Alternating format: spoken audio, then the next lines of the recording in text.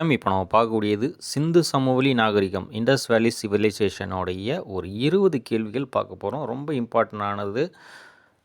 இதில் பார்த்தீங்கன்னா சிந்து சமவெளி நாகரிகத்தின் காலம் எது அப்படின்னு கேட்பாங்க. ஓகேங்களா? கிமு 3300லிருந்து 1900 வரைக்கும். ஓகேங்களா? அடுத்தது புதையுண்ட நகரம் என்று அழைக்கப்படுவது எது அப்படின்னு கேட்பாங்க. ஹராப்பா, புதையுண்ட நகரம். ஓகேங்களா? புதையுண்ட நகரம்னாலே அது ஹராப்பா. சிந்து சமவெளி நாகரிகத்தை பற்றி முதலில் குறிப்புகளை தந்தவர். ஓகேங்களா? இப்படி ஒரு நகரம் இருக்குன்னு ஒரு குறிப்புகளை தந்தவர் யாருன்னா சார்லஸ் மேசன். ஓகேங்களா? Charles Mason. லாகூரில் இருந்து கராச்சிக்கு ரயில் பாதை அமைக்கப்பட்ட வருடம் 1856. ஏன் இது முக்கியம்னா இந்த ரயில் பாதை அமைக்கக்குள்ள தான் இதில் வந்து சிந்து சமவெளி நாகரிகம்னு ஒன்று இருக்குது அப்படின்னு தெரிய வந்தது. ஏன்னா நிறைய அங்கே வந்து இருக்க அந்த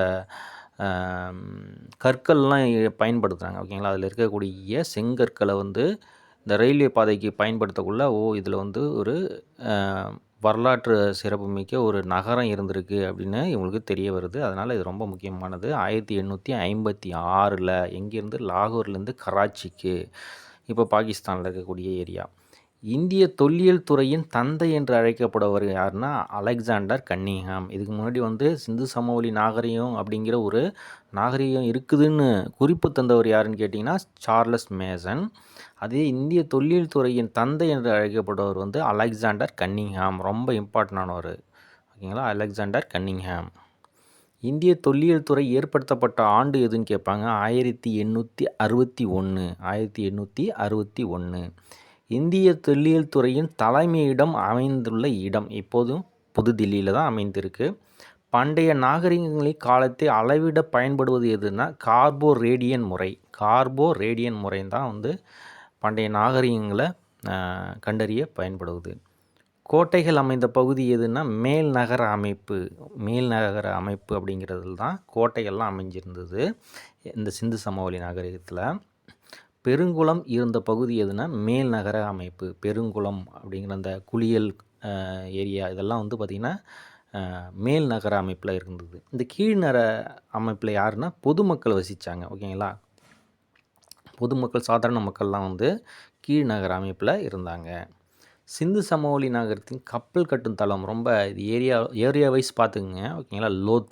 லோத்தல் அமர்ந்த நிலையில் உள்ள ஆண் சிலை கண்டுபிடிக்கப்பட்ட இடம் வந்து மொகஞ்சதாரோ. ஓகேங்களா? இது ரொம்ப இம்பார்ட்டண்டானது.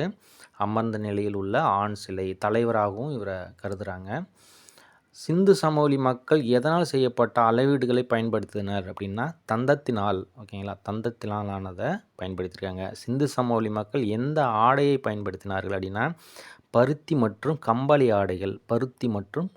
ஆடைகள். சிந்து சமவெளி மக்கள் எந்த காலத்தைச் சேர்ந்தவர்கள் அப்படின்னா வெண்கல காலத்தைச் சேர்ந்தவர்கள். எந்த காலம் அப்படின்னா வெண்கல காலம். சிந்து சமவெளி மக்கள் அறியாத விலங்கு எது அப்படின்னா குதிரை வந்து அவங்க அறிந்தது கிடையாது. சிந்து சமவெளி மக்கள் அறியாத உலோகம் எது அப்படின்னா இரும்பு அவங்களுக்கு தெரியாது. தெரிந்த உலோகம் வெண்கலம். அதனால தான் வெண்கல காலம். பொதுக்குளம் இருந்த இடம் மொகஞ்சதாரோ. பெரிய தானிய களஞ்சிகள் இருந்த இடம் மொகஞ்சதாரோவில் தான் இருந்தது.